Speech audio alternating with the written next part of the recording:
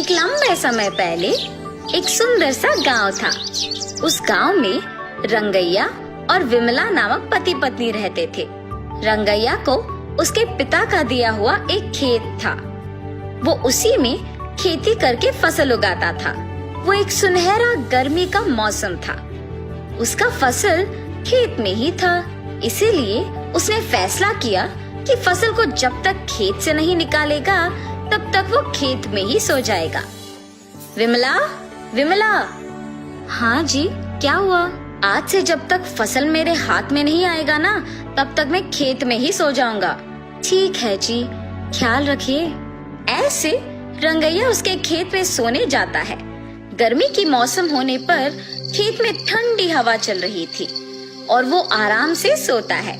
आधी रात को अचानक पायल की आवाज सुनाई देने पर वो जाग उठता है। चारों ओर देखता है और कोई ना दिखने पर वापस सो जाता है।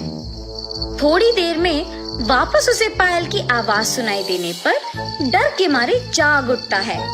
हाँ, यहाँ तो कोई नहीं है, तो फिर ये पायल की आवाज कहाँ से आ रही है? ऐसे जब चारों ओर देखता रहता है तो पायल की आवाज फिर सुनाई देती है। तब उसे एक परछाई पीछे दिखती है तो उस तरफ मुड़ता है।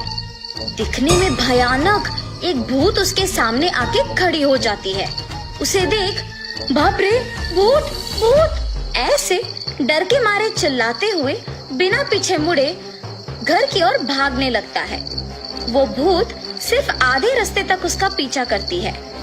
जल्दी से भाग के घर पहुंच जाता है। विमला, विमला, जल्दी दरवाजा खोलो, भूत मेरा पीछा कर रही है। ऐसे जोर से दरवाजा खड़खड़ाता है। अपने पति की आवाज सुनकर विमला जल्दी से दरवाजा खोलती है। तुरंत रंगैया अंदर आके दरवाजा बंद करके कांपने लगता है। क्या हुआ जी, क्यों डर रहे हो? तब वो जो भी हुआ उसे बताता है। भूत क्या सच में होता है जी? आप नींद में खुद की परछाई देख डर गए होंगे। कुछ मत सोचिए और सो जाइए। ये कह के चली जाती है। उसकी पत्नी उसके बातों का यकीन ना करने पर वो कुछ नहीं कह पाता है और चुप रह जाता है। क्या मेरी पत्नी सही थी? मैं क्या अपने ही परछाई से डर गया? लेकिन मैंने तो उस भूत को मेरे सामने खड़े होते देखा है। ऐसे सोए बिना पूरी रात सोचते ही रहता है।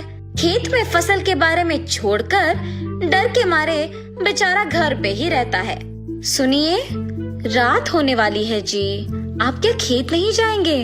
अगर मैं अपनी पत्नी से कहूँगा कि मुझे खेत जाने से डर लग रहा है तो न जाने वो मेरे बारे में क्या सोचेगी। उस खेत में अगर सच में ही भूत है तो भी मैं नहीं डरूंगा, मैं जाके आऊंगा। ऐसे अपनी पत्नी से कह के उसके खेत जाता है। मेरे पत्नी से मैंने ऐसे बात किया जैसे मुझे कोई डर नहीं है, पर अभी खेत जाके मैं अकेले कैसे रह पाऊंगा? ऐसे डरते हुए खेत जाता है। घबराते हुए खेत के चारों ओर देखता है। अब तो खेत में कोई नहीं दिख रहा, पर शायद कल की तरह सोते समय में पायल की आवाज सुनाई देगा। ऐसे सोचता ही है कि उसके सामने वही भूत आके खड़े हो जाती है।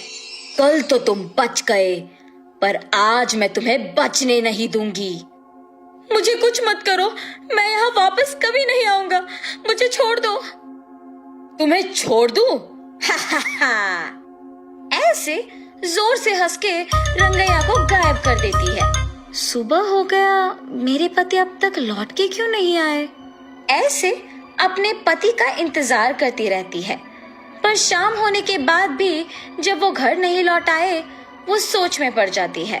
क्या खेत में वाकई भूत है? क्या उसने ही मेरे पति को कुछ कर दिया? नहीं, ऐसे नहीं हो सकता। पर मेरे पति कहाँ गए? मुझे जानना ही होगा। ऐसे सोचते रहती है। आज रात को मैं अपने पहचान के आदमी से खेत का चौकीदारी करने कहूंगी। अगर वो भी लौट के नहीं आया तो फिर इसका हल सोचूंगी।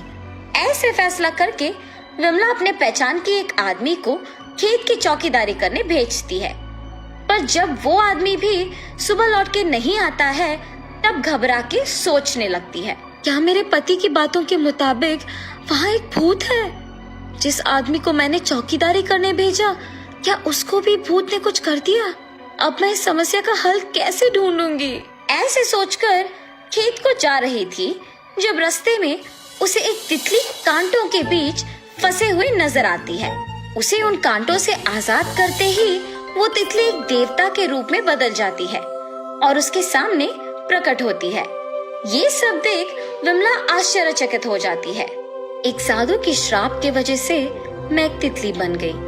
मुसीबत के समय में तुमने मेरी मदद की है और इसी कारण मैं देवता का रूप वापस पाई हूँ। इसके बदले में तुम कुछ भी मांग सकती हो।